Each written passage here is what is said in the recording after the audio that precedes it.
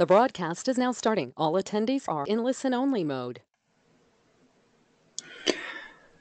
Good afternoon or good evening, everyone. This is Tim Cusick. I am the TrainingPeaks WKO4 product leader. Welcome to today or tonight's webinar, The Art of the Workout Review. Thanks, everybody, for already chiming in that you can see and hear.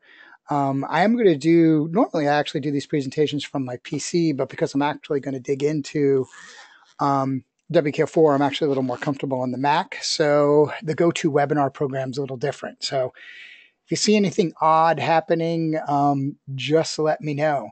Right now, you should be visually seeing the Art of the WKO4 workout PowerPoint in a standard screen view. Can just someone confirm that that's what you're seeing before I record?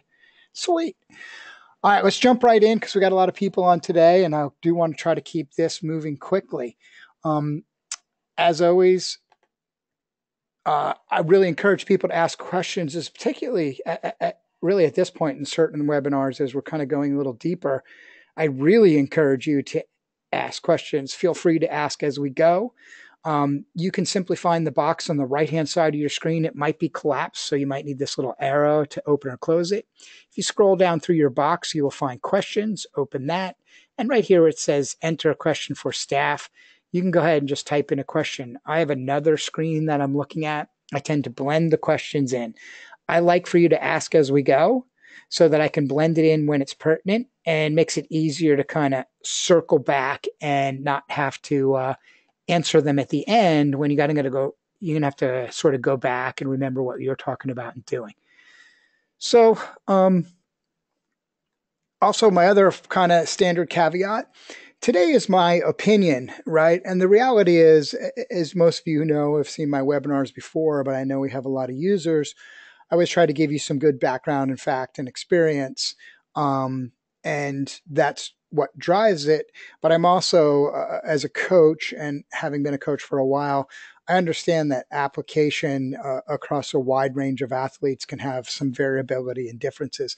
I never say things like this is absolutely right or wrong, but I will give my opinion in these webinars, and please take it as such. The reason we designed WKO4 and what I always encourage all coaches to do is to vet those. I mean, does it work for you? Doesn't it? Use data and analytics and performing athletes to actually figure out if it works for you or not. And formalize your own kind of ideas. Particularly here when we begin to talk about the idea of the art of the workout review, I really encourage you to develop, I'm going to say it again later, but develop a workflow. I really find in the process of coaching, not necessarily the art, having a workflow is really important in the way that you go through things. So once you've established your workflow, you kind of have a process of how that happens each time. It's repeatable. It tends to go a little faster. You're more time efficient as a coach or even a self-coached athlete. When I look at my process as a coached athlete, and just a caveat, or as a coached athlete, as a coach, two things. One, I'm going to show you my process and some elements of what I'm looking at for a review, but I'm more focused on the WKO4 side and how to maximize its utilization versus teaching to coach, even though there'll be a little bit of that. So when I start to talk about my process, whenever you do a presentation like this, everything just feels nice and linear. Like you can see on your screen, training status, purpose, our environmental status, qualitative, quantitative. It never plays out that neat. To present it, you got to put it in a neat little order, right? Excuse me while I take a drink. To present it, you have to put it in a neat little order, but you rarely ever work that way. You kind of top down, bottom up. Sometimes it's more of a circle or a cycle. So this is my process. I start with training status. Now I'm going to show a couple of PowerPoint slides, so I'm going to actually dig into WKO4 and demo and athlete here in a moment. When it comes to training, so when I sit down and I'm about to look at workouts, I don't go right to the workout. I want to observe what I call the athlete's training status and environment, which is the next step, before I do the workout drill down. So training status, I really look at 2 or 3 key things. First off, here's where the hero bar plays an excellent role of support. I'm looking at their the day they're completing this workout, where their CTL, ATL, TSBR is, and what their current ramp rate is. Also, and I'm just using the simple cycling pack, you might see that I put master on mine. That's how I save and share my dashboards. And my cycling pack's a little different than the default, but it's based off of that. So I do look at a long-term season, but I specifically focus on acute training load when I'm reviewing workouts. I want to understand the athlete's current environment. And if you look at my acute, I use actual and planned. So what I do in my actual and planned is a two-step process. One, I always set up a time range called workout. I guess I could have shown this, but that's 90 days back and 7 days forward. So it's from today minus 90 to today plus 7. And that gives me a little insight of the last 90 days and some insight. I know your screen's kind of small. You can't see those are dashed lines. The future, based on what training, and TSS estimates, what they're about to go through. Now, if you notice, my chart has a little something different on it. Here's a quick little blow up because I always get asked how I do that. So basically what I'm doing is I'm tracking ATL, and I always do this for my athletes. I want it to go red when I know they're under a reasonably high acute training load. It's not the same for each athlete, so you can see the expression, hopefully. I know I'm presenting off my laptop because I'm going to be playing, in WKL4. I'm more comfortable actually on my Mac laptop, so it's what I'm using. But it's a simple if statement. If ATL is above 100, ATL, and I choose the color red, I put it in the right order, so the line actually goes red when ATL is over 100. That means if I'm looking at this real quick, red tells me, pretty good acute training loads. Remember, I'm looking at their current status for training load. The next thing I look at once I kind of get their training status is purpose. And again, remember, I don't do it exactly in this order. You'll see why, just because of the way my charts are set up, I guess. But when I look at purpose, purpose really, looking at purpose is about reading your own workout description and knowing what you prescribed, or what if you're self-coaching, what you prescribe for yourself. I tend to break those down into two areas, and this is an oversimplification, but metabolic and muscular. And metabolic, I break down into energy systems, typically driven by power metrics, aerobic, anaerobic lactate matches, and cardiovascular, which is heart rate metrics, aerobic efficiency, Vo2 Max, and economy development. There's more to it that I'll show you what I'm talking about. And then on muscular, I'm looking at cadence, pedaling, force metrics, QA, force velocity, and fatigue resistance. I'm doing select work metrics and stuff like that. Now, of course, all of these are related and interrelated, but it's my overarching kind of, when I build my chart, dashboards or packs, kind of what I'm thinking about. When I look at purpose and I say, what's the role of this workout? I tend to have 3 specific roles. There's more because I could be working on pedaling efficiency, or I could be working on some other, but I didn't want to present 10 things. I want to tell you what's at my core, because remember, my encouragement is you develop yours. So one, I look power at zone. So really, power at a particular zone or a particular time, so to speak. That's when we're doing power building efforts, where the end goal is more about putting out more power for a certain or maybe in a certain physiological area, what I was going to say for physiological cost. So that's power building. Next, I have capacity in zone. Capacity in zone is the ability to resist fatigue in specific power ranges, physiological zones, however you want to look at it, and be able to extend the ability of that type of effort, power, physiological capability. And then at the end of the day, I put everything else in a bucket called endurance stamina, which probably has a lot of sub-bullets.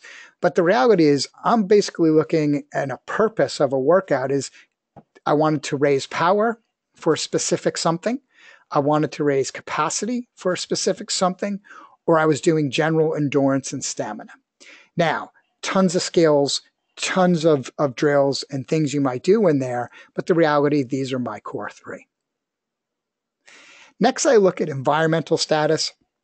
And this is something I do all the time, and I have this great example for it with this athlete I'm going to demo.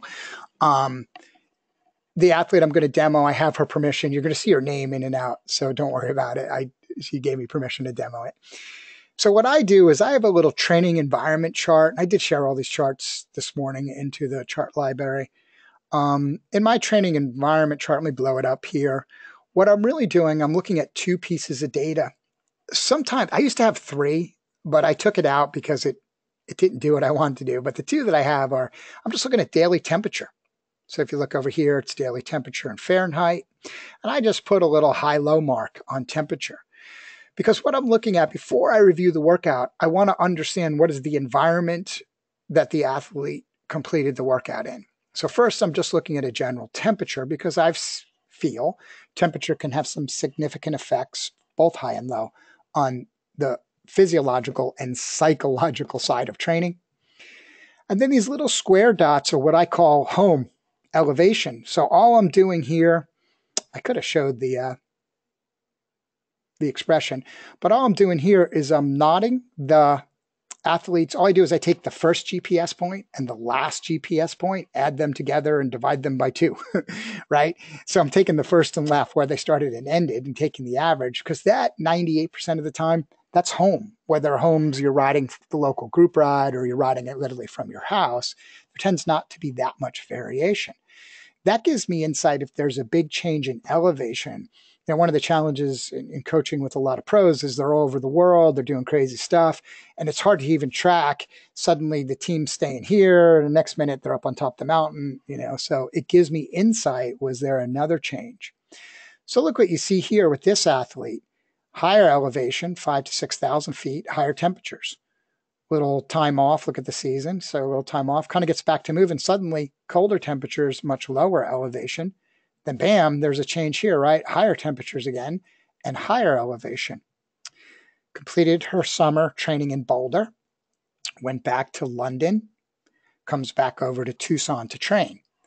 So that's part of the way I track the training environment. You have 3 different events, 3 different environment within, remember, this is 90 days, right? This athlete is training in 3 different environments in 90 days and could affect the way I review the workout. And I just put that. That's one of my cycling master charts. I just put it up here. So if you notice the way I just did it when I said, well, it's better to show it this way, is purpose and then qualitative kind of comes together. So the final thing I do after I've kind of done my environmental is I do a qualitative review. I always, for me, read the notes before I dig into the workout. I really want to understand the athlete's mentality before I dig into the workout versus post the workout, because it gives me better insight in the workout review. I always read the notes and I kind of develop indicator notes, meaning I rate it in the end of the day, like good day, bad day, neutral day. I keep it that simple. I read my review versus description and I rate their attitude. And then here, so if you see in my top 4 cycling charts, I'm still at the athlete level. I'm usually looking at things that are giving me insight into the general workout. And actually, I do look at peaks, but I didn't include it in this presentation. If there's any new bests recently. But here I'm looking at, in my 7-day diary, I have description and notes, right? So the reality is that description and notes gives me excellent insight. And these are some funny notes. And it's classic, right? I'm sure you've gotten these type of comments. So I can see my workout description and figure out and just ensure that I understand my purpose and what I was looking to do. But I can also read the athlete's notes and get a feeling before. Now, for me as a coach, and I highly, highly recommend this, again, my opinion, but I highly recommend it, teach your athletes to write notes about how they feel in the workouts. Like, there's I'm not gonna be able to get that off without deleting it. Sorry. My email might be open. Sorry if you see emails floating across the screen. So basically, I want to read the notes and gauge that attitude, but I teach my athletes to write notes about how they feel. I never let them write numbers. Like I did 2 times 20 and it was 250 watts. I can see that in the numbers. What I really teach you to do is read how you feel. This might be a little small for you, so I'll read this. Body felt useless, but got through it. Strong headwind up lemon, but not as cold as the other day. Felt like I was wrestling the bike for the whole hour. And here's a classic. The last hour riding steady was a grovel. So, you get a feeling for this person. You can tell that, they struggled. They weren't happy doing the core of the workout. They weren't happy working their way home. It was a grovel. Then you come down here. It's felt so bad, was going to go home, but didn't. It was cold, had to go back and get more clothes. Eventually goes on to say it was so windy, but got a tailwind. I found it easier to head home. Finished off ride in the gym. I think I'm fighting off a cold. So there's good insight, right? Good notice. So one of the things, right, you can go back and forth in this. You know how TrainingPeaks, I don't have it on my screen, you can add to the notes. If you add to the TrainingPeaks notes of the workout, the next time it syncs, it'll pull in the replies to notes. So it'll track. So if you're looking at the workout online or you've opened the email and you're responding to their notes online, every time WKO4 syncs, it will pull down the back and forth. I just don't happen to have an example of it here. So yes, it does add personal notes, but you add them, in the workout TrainingPeaks, and it will sync them back and forth here. So once I'm done with the qualitative review, yep, I just rate it. Good day, neutral day, poor day. I don't try to overthink it. One of the things is you read these negative notes. When Kevin and I designed, here's a little secret info. When we designed WKO4, one of the things we wanted to look in is software that reads notes and gauges attitude, which I'm sure, most people know software, know that's been able to be done for a long time. And that gauges kind of, is this person happy, or is this person sad, or is this person positive, or is this person negative? When we tested it on riders' notes, it was like negative, negative, negative, negative. So we're like, oh crap, we can't do that. It'll never work. So you also have to take everything with a grain of salt. It's hard work. You're the coach. A lot of times athletes are just venting a little. So just make sure you're really reading between the lines when you come up with your judgments, but also be attentive to fatigue, illness, other factors that affect. Finally, we have a quantitative review. So before we go into the quantitative review, once again, I'm going to encourage you, as I'm about to show you my workflow, but you really should do yours. And that's simple enough as like create a list of things. What's important to you? And what I always like to teach coaches is what drives deselection. You don't want to have to read all of the information and data to get to a point where you come to some conclusion. You want to deselect. You want to be able to look at that client for a shorter amount of time, come to the conclusions like, wow, this was a good workout. It was compliant. They did what I wanted them to do, bam, and move on. Or say, wow, something's wrong here and I need to go deeper. That's what I mean by deselection. Someone asked the question when I was talking about flowback notes, why can't WKO4 sync, do a two-way sync with TrainingPeaks? Because that would be a train wreck beyond compare. So if you have an individual account, you can sync up and down, and individual users sync up and down. When you have a coach's account syncing up and down, most people think the word sync means move data. Sync means synchronize data. So if you're changing something and then the athlete's changing something and you're looking to synchronize, it gets very problematic. And we've tested it time and time again, and we end up resetting coaches' accounts all the time. There needs to be a process, and it's very tricky to kind of figure out to make that work. Think about it. If an athlete goes in and changes their historical FTP, and next time you sync, all your data changes, right? So you got to be careful when you start pushing up and down in that relationship. Second point of that is, and to always say that, the athlete owns the data. So if you're syncing up and down and you can change the athlete's data, that's problematic. Right now, you're always clean as the coach. You don't have the ability to push that data back up through WKO4 or automatic sync and have some negative effects on a client's data. We'll go back to the idea of quantitative review. I do break all of mine down also between a ride and an interval. Same thing, aneurysms, cardio, fatigue, strength, everything I was showing you. When I'm doing a ride, I'm also looking at recovery because you have very few recovery intervals, right? You're pretty much digging in. So when I start to look at things, let's start with the most basic thing in the world. We have a lot of new athletes, right? A lot of new coaches and athletes using WKO4 recently. So the thing that I've built here, and I just shared this chart because a lot of people asked for it in the last 2 weeks.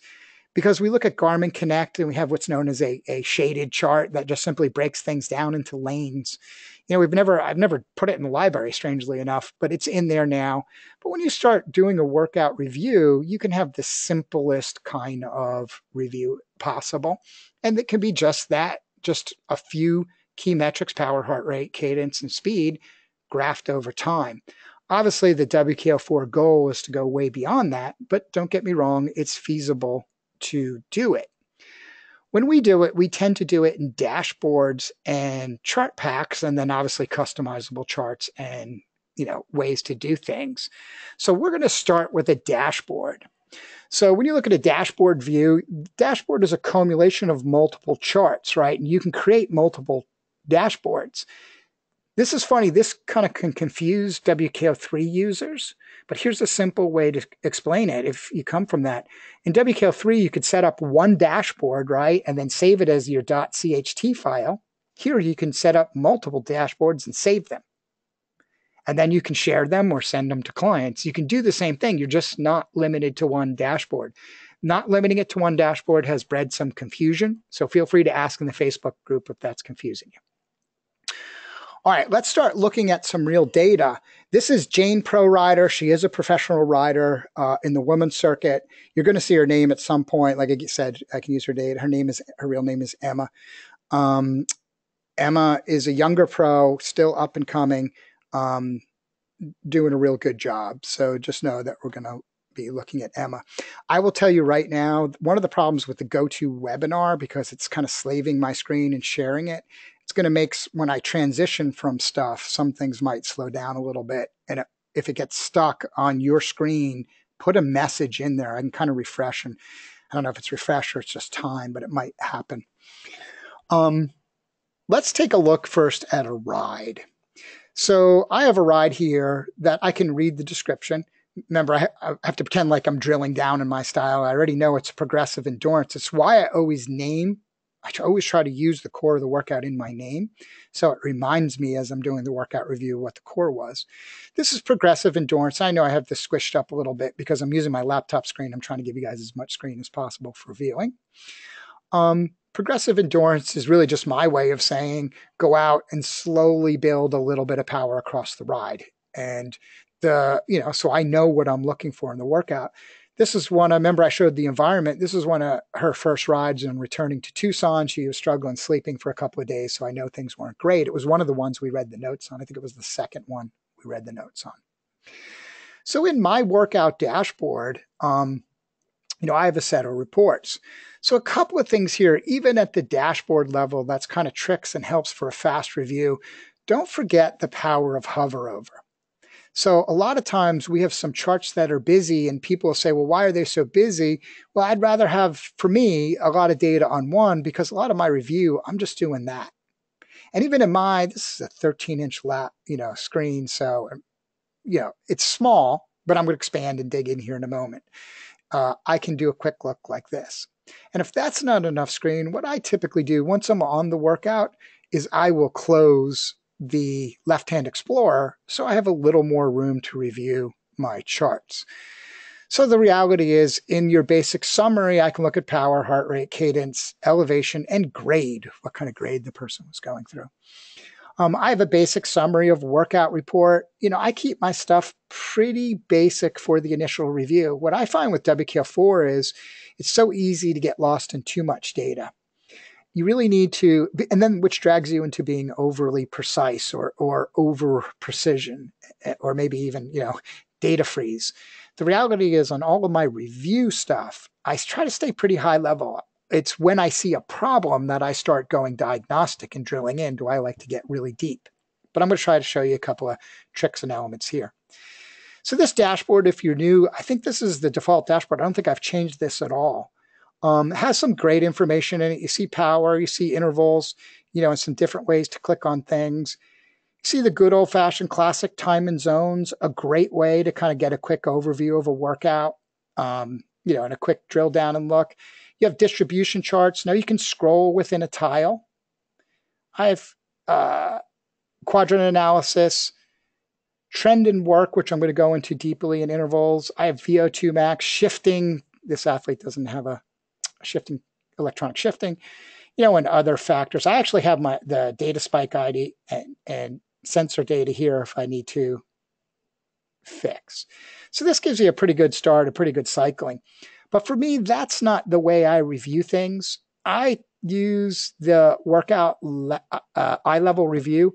You have a version of this. I've customized this a little bit, but I did share it. I'm trying not to share everything into the library because it makes a certain amount of clutter, but the reality is it's so easy to access. Your library can be accessed up here. Do you see the alerts? There's 8 new charts. Those are the ones that I'm saying are shared in there. Once you look at them, that alert will go away. But if you just click on that button, it'll go to chart library and let you access. This format is the chart pack. The last thing I showed you was a dashboard.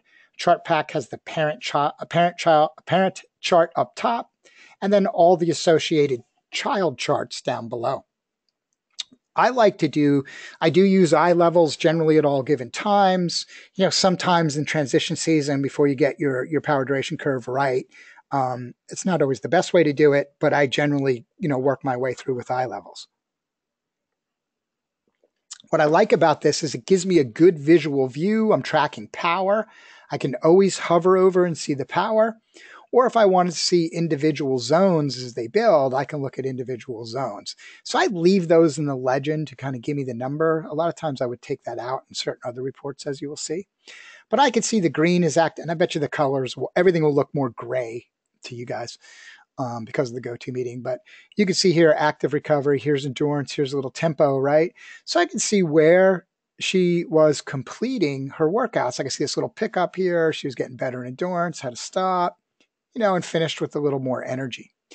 What I really also like is I can quickly see the percentages. Now, before, just 2 seconds ago, I was showing you as a distribution, bar charts. But to me, here I just see percentages of time in these zones. And I can quickly see she was 26% in active recovery, 46% in endurance for an endurance ride, and then a little bit above, as we can see. For me, if an athlete's training in typical flat terrain, I want them at 20% or below for active recovery. It's so easy to get caught up in coasting, particularly if you're riding with friends and other people, and you end up with 40 or 50% active recovery. In active recovery, you're still getting some aerobic gain. Don't get me wrong, all work is work. But the reality is it's not in a way that creates enough stress strain to really push some adaptation. Don't get me wrong, again, you'll get some adaptation. But for me, in base training, and doing some aerobic and foundational work, I want that person in the middle of the zone 2, low to middle. I'm not always pushing the high side. Low to middle is more specific. So I might be targeting, she's in Tucson, so I want that under 20% for her. So there's a check mark for me. I note this workout is a solid endurance workout, but could have been a little better. But remember her, she just got off the plane. She just changed altitudes. She just changed, 8 time zones, 7 time zones. So, you give a little break. Down here, I have just a full list of reports. And again, I avoid too much data at this level. Once I have to drill down, trust me, my diagnostic ones are kind of like blow your hair back complex, as you guys have seen. But the reality is when I'm doing the review, this is my simple review pack. I rarely ever go beyond this pack unless there's a problem. I look at a classic power distribution, kind of old school. They're same time and zones. There's eye level, so I can match that up. I do look at matches. So a lot of people who are coming over finally from WKO, have fast find. Couldn't think of the word even anymore. We use matches. So here's matches in each eye level. So what this is doing is using color codes to show you matches, even at an FTP match. So something that gets into the FTP. So as you can see, since this was a steady endurance ride, she really doesn't have, she's got a bunch of FTP matches, but it's really when you start to get above, she's got some matches in there, but not that many, very few hard. She just rolled along and spent her day doing her stuff. What I really like about this report is it gives you some insight of total kilojoules burned running matches at those levels and can give me time of those kilojoules and a percentage of time you're burning those matches. So one of my favorite charts, not very exciting here. We'll come back and look at it for something a little bit better, right? Somebody asked me, I've been blending most of the questions. Hopefully I'm getting all yours. What about these stops? Yeah, if you're doing aerobic training, you're so much better not stopping. The more you could go without stopping, the better you are. Um, when you look at the whole idea of what's happening at the mitochondrial level and other stuff, when you stop, that recovers very quickly. And you don't want that recovery. So I typically recommend not stopping. Um, I can't remember what was in this workout. She normally is pretty good about that. And we'll take a look at that here in a minute. I also, so remember, I'm going through my list of 4. So that was my energy system. Now I'm looking at cardiovascular, same type of heart rate with training levels behind it. I do look at cardiac drift. So it's easy enough if you want to look a little deeper. So let's look a little deeper at cardiac drift. Notice I can move that pack relationship. And here again, I can use, there's power of the workout. There's a power trend. There's heart rate and there's heart rate trend. We could see they both are going up. Well, that's great, right? Because remember, this was progressive endurance. I wanted her, I wanted her to continue to build. But what I have here is a change in heart rate slope. So this athlete per watt had a 9-beat change in heart rate. So they actually drifted at about 7% based on the average heart rate that's there. So you could use power to heart rate for that. Power to heart rate, though, takes a more steady state approach, where using drift gives you a good general picture. I use aerobic efficiency and others, as we're going to see. And you guys, I've shown you when I'm tracking my athletes at the aerobic level. In the last webinar I did, I'm looking at aerobic efficiency, but at the workout level, I tend to look at drift, and I really want to see what's happening. That's 7%, hard to tell, not bad, particularly considering where she was, but she also had some breaks and other stuff in there. What are the charts that I use? And I don't see a lot of people use them. I'm not saying you should at all. It just gives me some pretty good insight. I use a heart rate plus power, actually an exponentially weighted power. This is based off the PwC kind of theory. And I like to take a look at the pattern of that heart rate to power interaction. And I'm looking at a crossover of 150 beats. As I get into more of a build season, I'll look at 150 and 170. So I see her power for this workout at 150 beats is 211. That's not bad. I can look at it at the athlete level and track it over time. So I know it's not bad. But in this workout, I know from her it's not bad. And I can look at the slope of how fast this power to heart rate relationship was moving. And that's a little fast for her. So that slope usually isn't as steep. She's definitely got some jet lag and she's not sleeping great going here. Relative Vo2 Max, I've shown this in a lot of different ways, but what we're really looking at, look, she has 0 time at relative Vo2 maxes. I can look at power. There's her exponentially weighted moving average of power, which Vo2 Max is based on. And there's her actual Vo2 Max. You can see the average on the far right. It's actually buried under here, but it's 44% of Vo2 Max was the average for this ride. So she's not going hard, and you wouldn't look at Vo2 Max for, you could, you just find out it's low. We have so that's cardiovascular. As I move into muscle, I look at QA with power lines. So you see 600 through 1,000 watts. There'd be more lines if she would have went harder. And I can see where most of her pedaling stroke was coming. This is Emma's, one of her biggest areas of development. Whenever you see such a spread out pedal, a quadrant analysis or some other, there's a couple of other scatter charts that'll show you the same thing. That's not always the best. I want that cluster to be tight. And as a matter of fact, somebody who's really efficient with gearing, pedaling, and work, you really want that to plot around here, right? Meaning more up and down. Like if I was to show you Amber, her shifting and gross mechanical efficiency is so good, she almost always, because she's pedaling to cadence and adjusting her gearing always to that unless she can't because of steepness. So you see so much of her plots looking this way. When I see them looking like this is, sorry, Emma, this is a lazy shifter or somebody who wants to change up their cadence a lot, which might have a reason. So when you're looking at this, it's important to, just understand there's a shape. And then the fact is that she tends to be a little of a plotter. I'd like more of the data here with a higher cadence. She tends to run a little lower cadence. The reality is, right, when you start looking at data, somebody asked the question about Vo2 Max, about what's exponentially weighted moving average. So think about it this way. That's a mathematical term, just saying you're taking the last X amount of time. So say 25 seconds in this case, say 30 seconds as an example, maybe just make the example possible. This is the same idea behind normalized powers too. You actually, when you think about the physical response to exercise, think about your cardiovascular response. If I was to leave this webinar and start running up my driveway as fast as I could, my heart rate's not going to respond for about 25 to 30 seconds, right? That's pretty much the literature norm. And then probably doesn't totally peak out to, meaning being fully responsive, I don't know, 45 seconds, right? So when you're measuring and modeling exercise intensity and the effect on the muscular metabolic system or the cardiovascular system, exponentially moving average gives you the ability, because we know from science that it's pretty common through all human beings, it falls in that time range. We can take a pretty good average. That gives us better insight into what's happening in the cardiovascular system in this example, and that's how we can model ongoing Vo2 max. You could look at some common power to cadence and cadence distribution, power to cadence. Again, I'd love to see it be like this. Here's an interesting one, average power by cadence bins. So you can just see an example of exactly what I'm talking about. She produced most of the power in the day between 61 and 70.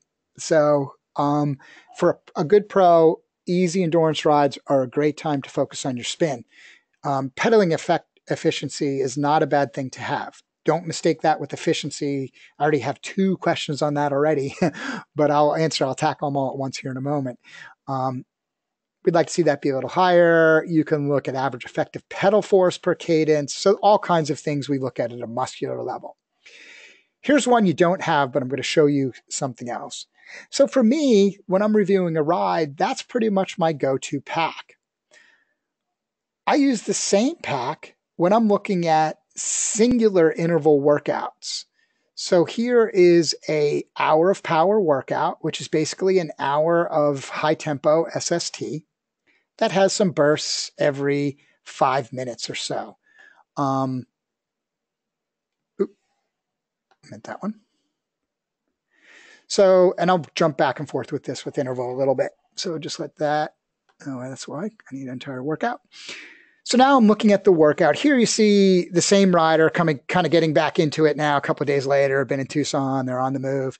Nice steady pedaling, right? Look how low their time in recovery zone is, 14.4. There's a little stop here and there's a little stop here, but pretty good setup workout. Here you can clearly, you don't need me pointing it out. You can see the hour of power. You can see what she did is a pretty good workout. So the reality is I can review this as a general workout. Now, I'm not going to go through the same charts because it's the same view, but I'm going to show you 2 things that will look slightly unique if I look at it this way. So I can look at the matches that she burns. It's funny, I just synced data before this, so it's going to keep recalculating eye levels, which happens every time you sync. So I can see the hour of power and look, all the little surges. She's burning some matches in the green zone. There's the surges, exactly where I want her to be. So instead of fast finding and looking for a bunch of stuff, blah, blah, blah.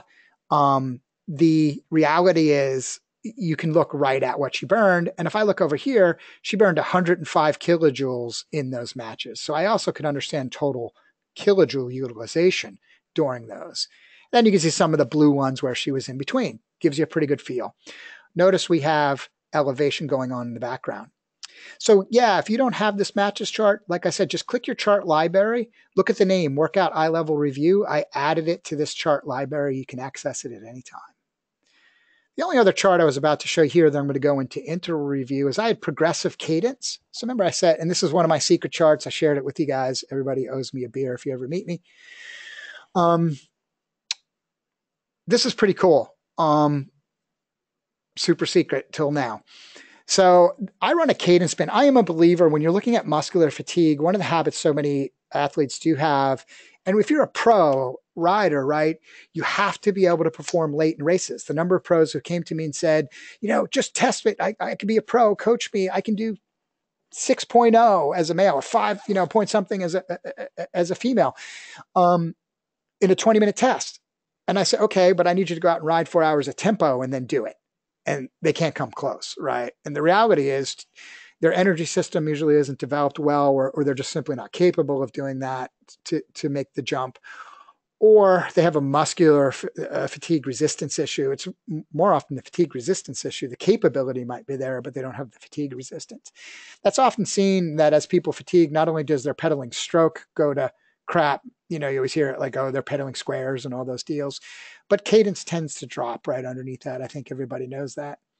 What this chart is doing in the green, and there's a lot of data points going on here, but if you hover over each one, you'll see it's actually binning cadence by kilojoule usage, so cumulative kilojoules.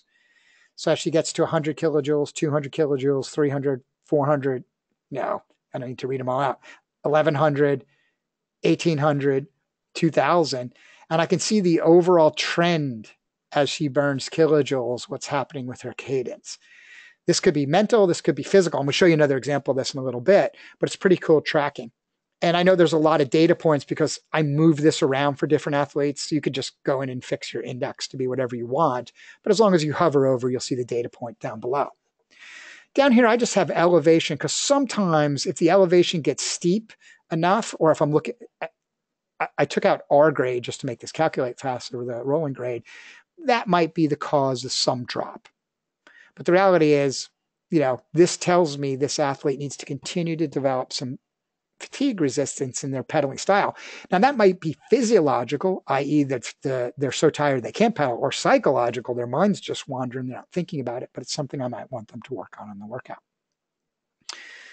Now, to look at this workout in a different way, I do have a set of interval charts. Now, I typically don't look at this a single workout in an interval chart where you have like an hour of tempo or something like that, but you can. And one of the things, I won't show all these charts until I show a better workout, but one of the things like you go is there are different, so different ways to look at time in zones. And it shows pretty well here. Dang it, I forgot I updated eye level. Sorry about that. Is here you can see by level 1, 2, 3, 4, 4A, 4, 5. So when you look at them all together, right, you can see how by simple color, this is just using a form of heat mapping, right? And you can just clearly see the interval there, and you can clearly see when she made pushes and she was doing the surges, and you can see time and zone. So, you might mix yours up like a general ride review or a workout review. Now, where this pack comes in better, I'm going to start with long interviews. So I'm going to long intervals. So I've got a 3 times 18, if you could see the full description there. So here's 3 times 18 at SST. So this athlete is doing 3 times 18. I'm going to take a look at the interval review master. I shared this also, even though most of these charts are already in there. I just put them together slightly differently. Now, I can quickly see the workout, and by hovering over, I can see where she did the work. You can clearly see the 3 times 18 there. You can see her heart rate. You can look at that, and that's insightful. And if I have entire workout selected down here, I see a simple interval report zoom going. So the whole workout was 3 hours and 33 minutes. She went 58 miles and blah, blah, blah, right? But in an interval workout, you're really looking for something different in the review. So what I'm going to do is I'm holding down on my Mac Command. You could do this in Control on a PC, and most people know this trick. Is I'm going to select, first before I even hold Command, I'm going to select one interval.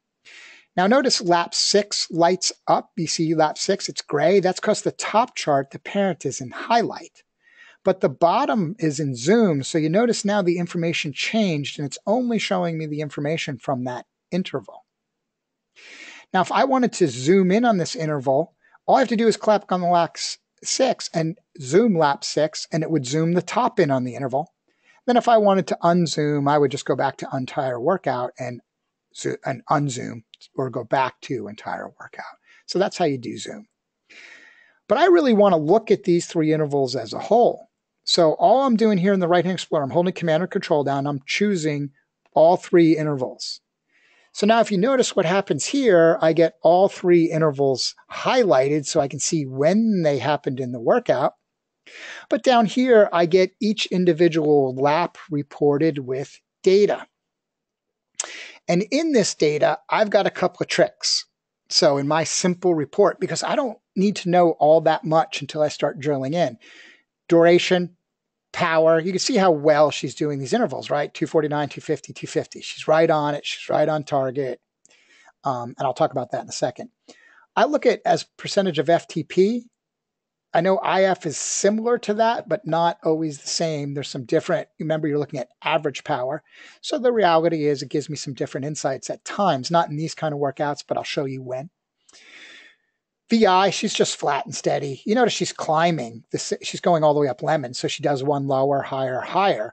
So what I immediately find interesting, because remember, we reviewed the environment. She's already at altitude and she's going to higher altitude. She's holding power as she's up into the I think almost 6,000 feet. Yeah, right there at 6,000. Which tells me she was probably working a little harder here late. NP, I can see her heart rate. Look how rock solid her heart rate was, though, each one. There's her cadence. I'll leave it go. Her EF, you see her power to heart rate, since these are nice steady states, not a bad number to look at. Kilojoules, TSS. If you wanted to look at more data, right, I do have a more detailed report that I put in here, but I tend to just look at those. Now, if you notice, the one I skipped over is power slope. This is a little trick. I don't see anybody else using it. So this is my second share of the day. So now you owe me 2 beers. So basically, a lot of times when you're doing an interval review, right, you're smoothing data or trying to eyeball and stuff like that. Now you're using trend lines, right? And you're trying to understand, did the athlete stay steady or flat? Was the interval shape flat? Did it decline or did it increase, right? And that's a big part of interval review, because it gives you insight into how the athlete was feeling, performing, and could they have done more work or could they have done less work, right? So when these are capacity intervals, which SST is a capacity, you're building aerobic and aerobic capacity, let's just call it. You're also working on transitional energy zones and blah, blah, blah. And you're working on muscular endurance. But the reality is, let's just call it that for the moment, is I want them flat and steady. So I see that. Now what the slope is measuring is I'm using the SLRM, SLRB functionality to measure either increase or decline within the actual interval. So I already know, I could actually put a little more. Like I only go out to 2 decimal points. If you went out further, it would be a little more telling. And you could do it as a percentage also. It'd be a little more telling. I just look at the raw number. So I know there wasn't a lot of change. As a matter of fact, there's a little bit of a drop off in these, but it's very tiny. The middle one was totally flat. And we're going to get a little deeper into this. So I don't have to look deeper. I wanted her to be flat. She delivered these flat. I know the slope. I have a number on the slope. Bam, I move on. That's in my data summary. I can visually see it here, right? As a matter of fact, well, I'll wait for that. You can always, though, then look at other charts. So let's take a look at work and trend. So I'm going to make the child chart a little larger here, right? So once I click into this chart, what do you see? Crap load of lines, right? It's pretty busy. But again, go back to your hover over. I can look at it as one lap at a time, or I could look at it one piece of data. And there's a typo. This is power trend. This is power. I didn't correct that. Sorry. Correct it in yours if you download the chart pack. So here I can look power at all 3 of these, and she was pretty steady. I can look at her heart rate. Her heart rate looked pretty similar. You start seeing that third one starting higher and drifting. And there I can look at the trend of heart rate. I could look at her cadence trend, or cadence, and then her cadence trend, 2 out of 3 went down. And in the background, I have cumulative kilojoules, right? And I could look at any singular piece of data because I might want to look deeper. And if you notice, I'm running a slope over on the far right. That's giving a little deeper look at the actual slope change that's occurring here. So this is trend and work. And when you look at it as a whole, it's hard to really pick it, but I have the numbers, right? I can now just, with quick hoverovers, explain it very quickly to my athlete in a meeting or take some screenshots and show what I'm trying to show. So trend and work gives you some good insight. And of course, you can always look at just one interval with all those trend lines. And the idea is trend and work is I'm showing you how much kilojoule they're going through. Now, if I go back, right, so if you notice one of the things you might be reviewing up top is you have an interval selected and it's in that highlight, but I also want to see it zoomed. And the reason I didn't zoom it is you can always put the zoom in the child. So here it's showing me where the interval happened in the workout, and here it's showing me the actual zoomed in cut of that. And I can hover over to look at the numbers or look at trend, and I have some background. I understand the rolling grade and total elevation. So it gives me some deeper insight. I could do this, and then if I wanted to, I'm holding Command click down again. I could look at all three that way by using hover over. So I usually select all my intervals and look at these, and I use hover over to look at them individually. You could look at time and high level heat map. Again, I recalculated eye level, so that's going to take a second to calculate. But the reality is you can, look at it as a heat map. You could look at it in different ways. I'm not going to let that finish that because I want to show you this. Another one to take a look at is Regressive Zoom. Here's where you can take a deeper look at the actual trend and figure out exactly what's happening. So I've got all 3 laps selected, and I can see here the slope for each lap actually calculated as a watts per second. So she dropped 8 watts per 0.008 watts per second on the first one, 0.001 watts per second on the second one, 0.006 watts. So not only can I put a number to the slope, I can actually calculate it out what her trail off is. To me, that gives me a good overview. I can see beginning power, ending power. It gives me a good overview when I'm digging into workouts or quick interval review. I usually just read that. Visually, I can tell they're pretty good, right? But that gives me immediate insight. Now here you can knock these out against relative Vo2 Max too. So if you want to see how much Vo2 Max time in one interval, look at her average here. It's only 75%. So she doesn't, in my chart, I only count 85 and above. Anything below is kind of mid-low to endurance, let's call it. So I'm only looking for intervals, higher things. I have another Vo2 Max chart in my rides, and I tend to track that at the athlete level for endurance riding and how much time they're in there. But here I'm really seeing oh, great, Phil, thanks for pointing that out. Yeah, Debbie found my typo and fixed it on the power trend. She's great. So the reality is this athlete never went over 75% of their Vo2 Max, and they're supposedly doing SST. So here comes a little bit of coach learning, right? Because remember, this was a capacity workout. I've already said that. The capacity, I want flat. But this athlete, look how flat they are. We saw in regression and everything else, and we see that she's at 75% of her Vo2 Max. She was holding back. She could have done more. Part of that is because I put some constraints on her right now because she's actually a little ahead of schedule. In this time frame, one of the things I preach to my athletes, and I've said it in other webinars, when you're capacity building and we're in base building or foundation, I'm not a big believer in total linear periodization, but let's call it base for simple. If you're feeling this good, do more work at the prescribed power. Don't add, these are 3 times 18. Don't make them all at 265. I would rather have done a fourth one or made them 3 times 20. Feeling that good. And this is something the athlete has to learn. You got to take advantage when days are like that without killing yourself either. It's a fine line, right? So if she could have done a little more work, she really, even as the elevation was coming up, she didn't drop off in power. The reality is she could have done a little more work. Not harder. Right now, I want her to go necessarily harder, even though, that too, her threshold is just on the move. She's gotten back to Tucson. The weather's a little warmer. She's just kind of going through a phase. She's actually racing the Tour Down Under. So we're putting in a minor little push just to get her ready to race. Now you could do the same for each interval. I can click through. I can compare them. You guys get it. Look, her second one was 75%, even as she went higher. So the reality is she's got ability. Here's an interesting, just quick look at heart rate. Again, how I use this, it works well for longer intervals, not so well for shorter intervals. If I command click the 3 intervals again, I can look look what she was doing here for each lap. Her power at 150 beats was 222, 219, 216, or I'm reading it backwards, 216, 219, 222. So her heart was actually, if you look at power intersect, was slowing down. She's putting out a little more power per, at the intersection point of 150. She was getting on it, and that's actually, she was getting a little tired.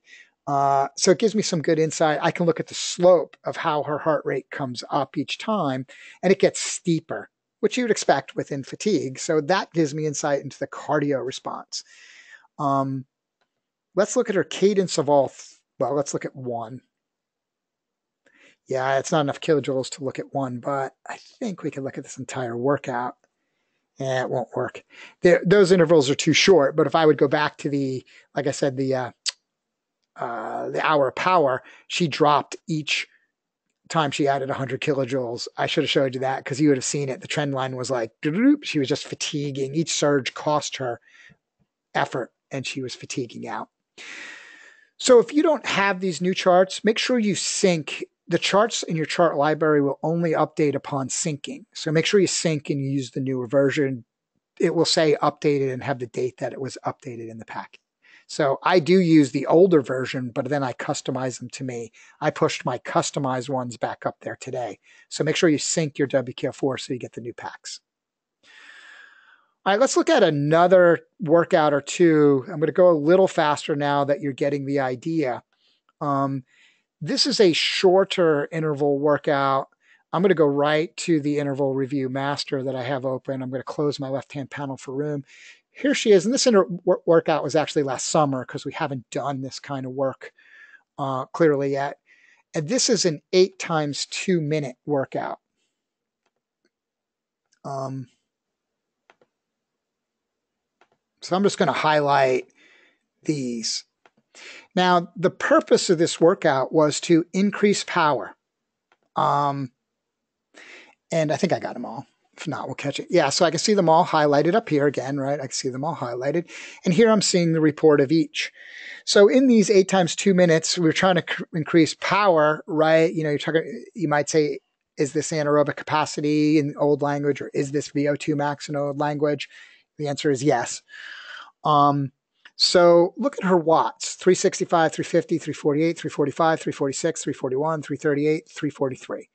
So we see some overall decline here in between efforts, but the reality is she did them pretty equally. Now we see AP as a percentage of FTP.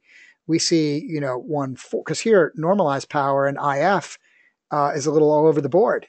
One of the things that I caution people about looking at IF for short intervals is understand the IF is a rolling, exponentially weighted rolling calculation for super short intervals can be negative and give some odd information. So I get this ability, and that's what you're seeing in the VI. It's hard to exactly, again, she's steady, she's close, but the reality is these are punch it and goes. So the reality is she's pretty equal.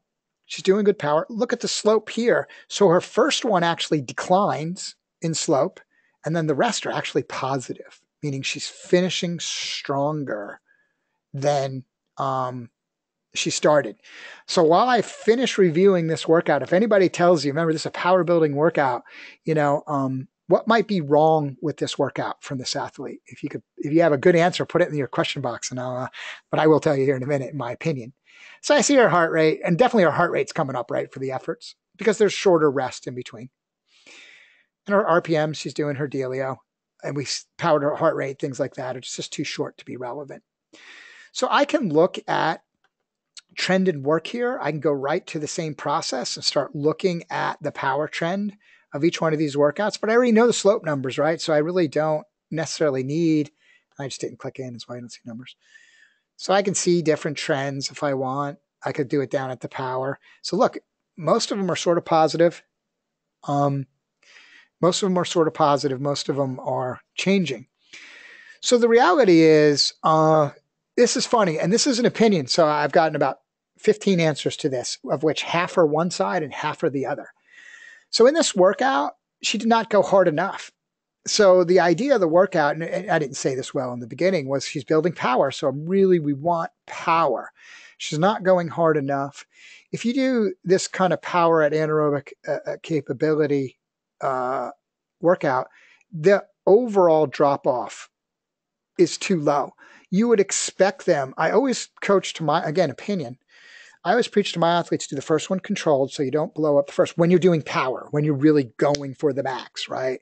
And I see this a lot. When you're doing capacity, control, no drop off, try to keep it all right, steady of plays. For power, power is power. It's not so much she's starting or ending too hard. As a matter of fact, if you look at the slope, she's actually ending stronger than she started. She just has a little sprint spike. She's pretty good. Mid-range sprinter. She's got a little sprint spike, but she's actually finishing stronger. That's the positive slope on 7 out of 8 of these. She's only negative on the first one, which we'll look at in a moment. But it's the lack of decline. She didn't really go for it, and it's so hard to commit to power workouts. She's just got to go a little harder. If you're going to build power, max is max. I write that in my notes all the time. When it comes time to go max, which you're not doing a ton of, you got to go max. And she doesn't have long recoveries in here. So she got worried. I know in the notes, she worried about the recovery and stuff like that. But I wanted her to drop off more, which is a deeper coaching explanation between how you make anaerobic power and maximal aerobic power. One of the things you could look at, I was saying she only dropped off in the first one. See the drop off in the first one? For the first one, she started too hard. But look how steady. She's actually ending them a little stronger. Look at the slopes over on the right. She's actually going up. That last one was pretty flat. So, she was playing it too conservative. For a max workout, I would want to go harder. Now we could begin to look at relative Vo2 Max for workouts like this. So that's 8 intervals are going to calculate now since I changed data. And the reality is, we can see the time at Vo2 Max. So yeah, maybe not the smartest way to do it. But if I look at lap 6, you can see all these laps. But if I wanted to click through the laps, which wouldn't make so much clutter, I could see on the first interval where she still had some good chops, right? She still was digging. 39 seconds at 100% Vo2 Max, a minute 4 above 95%. So she's doing pretty well. And these are inclusive, by the way. So I could see she was going strong. She was hitting those high Vo2 Max numbers exactly as we would expect. And then as you kind of go deeper, you can see the fade. Now, because she did 8 intervals, it was hard. If I only had 3 intervals, it'd be easy to look at them overlaid. We do have an Hiit validation, which shows the cluster at the intersection points.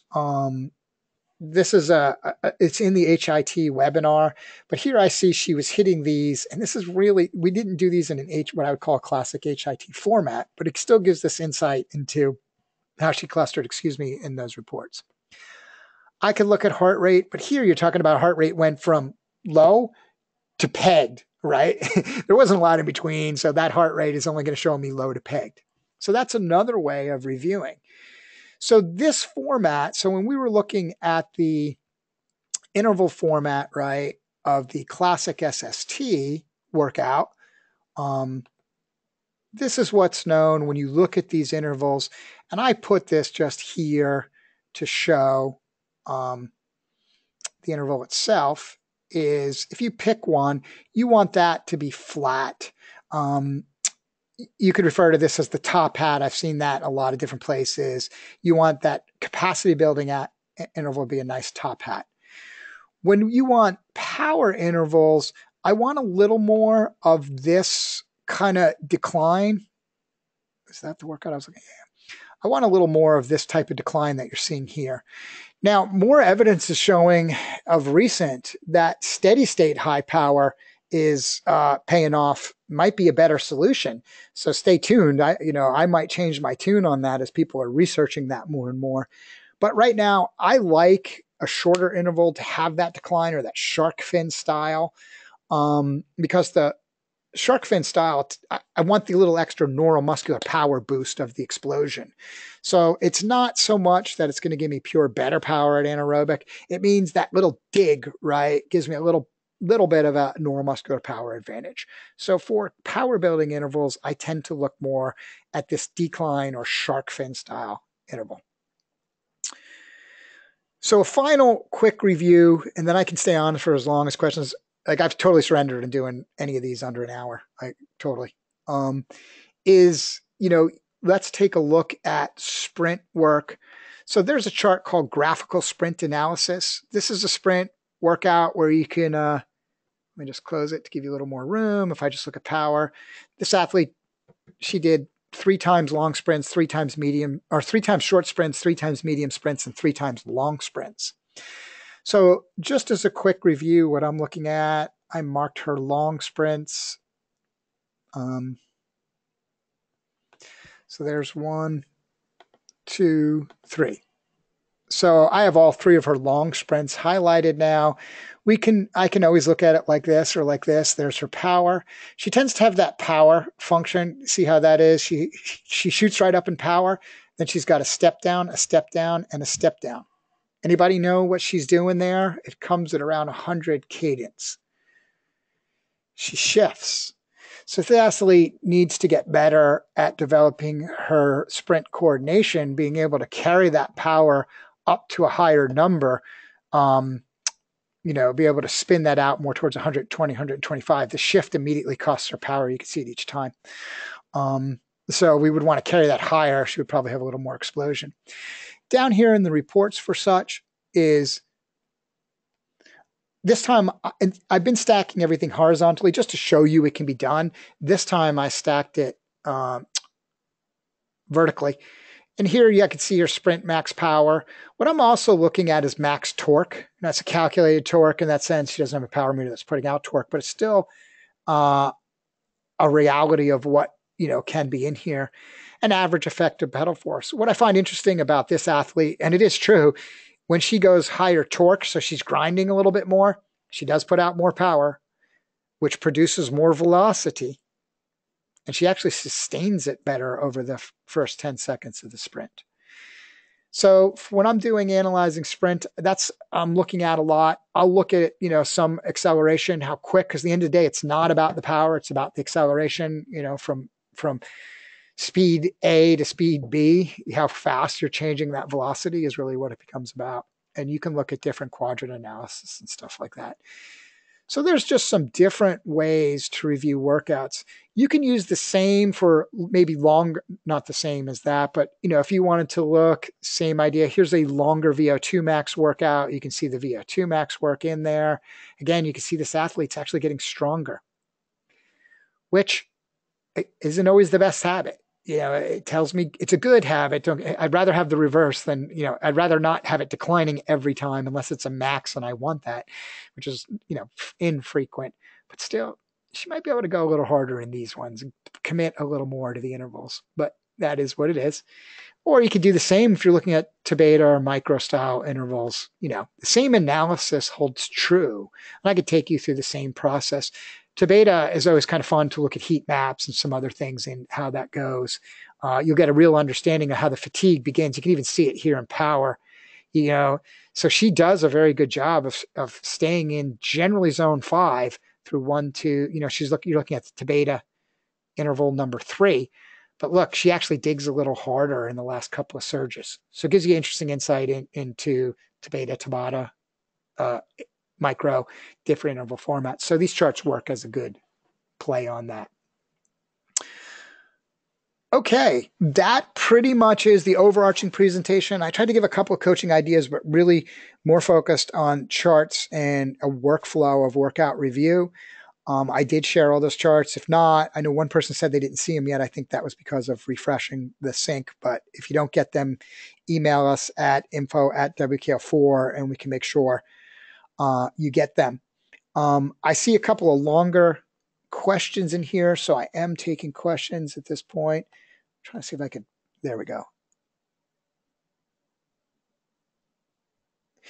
Yeah, so question number 1 was, are you possibly able to stage or provide an example of your setup for runners? Sure. I actually am trying to schedule a good Running with Power webinar in January. We have a couple of people on our list, including one who is on this webinar. Well, she's watching this one, and I'm going to be asking her and one other person who's doing a lot of great work in the running side to talk about setups and give. I don't coach any runners at this stage. So whereas I've tested the data, not only do I used to run, that's how I went to college, but I only run now if somebody's chasing me. I not my thing. So I will be doing that so we can take a look at that. And I also will be doing one. I'm looking for somebody to present a good multi-sport to partner with me in a multi-sport one. I don't do a lot of triathlon coaching, only because I tend to work at the cycling level with a small set of clients. So the reality is teaching people is on the list. I think I've kind of gotten through all the questions. Mike, I see your part too. I'm going to respond to that off because that's a long one. I get your point, and it's a good one. And you can, track and do some work on that. I'm surprised more people haven't, but I'll get to you one-on-one. I see a couple more questions coming in. All right, the efficiency question. So this always comes up, and I said it like 2 or 3 weeks ago. I was talking about it in Facebook, and a bunch of people asked me. So when you go back to efficiency thinking, look, Google this, right? And work and learn this because it's where the trap falls. So efficiency, if you have pedaling efficiency, and let's call pedaling efficiency how well you make a circle. That's not metabolic or physiological efficiency. That's energy in, energy out in its simplest terms, and how that leads to velocity, right? So efficiency is energy in, energy out, and how that leads to velocity. Some of that is utilized. A lot of it's wasted as heat, blah, blah, blah. Most people probably get a grasp of that in general. But remember I said this, and Google it, as you train, efficiency rarely goes up. It actually typically goes down. Yeah, I know that just broke a lot of myths, right? What goes up is economy. Economy is oxygen divided by power. There's other ways to measure it. So the reality is, as your economy improves your oxygen utilization for power output, you're actually pulling down more energy, right? So if you think about it, it will start to make sense. So be very careful about this whole approach towards efficiency and measuring efficiency. So my answer to the efficiency question is I focus on economy. Now, don't get me wrong. Do I want to build pedaling efficiency? Yes, when I have athletes with left-right data. I didn't show a pedaling format because of time, but I have a pack. I do believe gross power absorbed, and this GPR release that we set up works really well. I think the Garmin Vector is doing some cool stuff. But those factors and their ability to affect physiological efficiency isn't what a lot of people think. So I track them as pedaling metrics. And yes, you can conserve some energy. And yes, you can be smoother in all those realities. And yes, you can resist fatigue a little better. Don't get me wrong, but it's not the benefit people think it is. Economy is the driver if you feel physiologically that you really are targeting. Efficiency is a part of economy. Economy is not a part of efficiency. So you're driving economy in what you're looking at. Very used misterms. Lots of kind of semi-compute. I think everybody gets the general idea, don't get me wrong, but the right terms and the right understanding. Then when people post on Facebook the wrong terms and stuff like that, it's hard to correct. So I'm not really tracking efficiency. That's hard. I look at work, kilojoules per certain time ranges, but that just tells me that they can burn more kilojoules. It's the economy side that's really driving the improvements in performance. I think that's it. I pretty much see all. I think I've answered all your questions. If not, just email them to info@WKO4. Be glad to take an answer at them. This is my last webinar. We have one for our Brazilian and Portuguese audience coming up here on the 19th, and then we'll shut down to the year. We'll be broadcasting again in January. I want to do a runners one in January and a triathlon multi-sport one in January. So I just need to get people that are smarter at those two sports than I am. Fortunately, we have plenty of those resources around. So I am lining them up, and we will see those webinars here in January, early February. So happy holidays, everyone. Have a great new year if I don't talk to you, and we will talk to you soon. Bye now.